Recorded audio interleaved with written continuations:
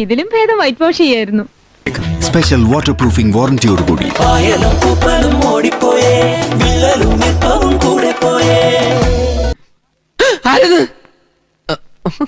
ഞാൻ തന്നെയാ മേക്കപ്പാ. മേക്കപ്പിനൊക്കെ ഒരു പരിധി ഇല്ലടാ.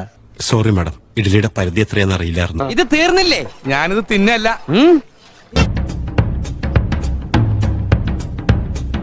ചേട്ടന് മനസ്സിലായില്ലേ? ഇല്ല. എടാ നിനക്ക് മനസ്സിലായില്ലേ? ഇല്ല. എടാ മലേ. ഇല്ല. ആരാ?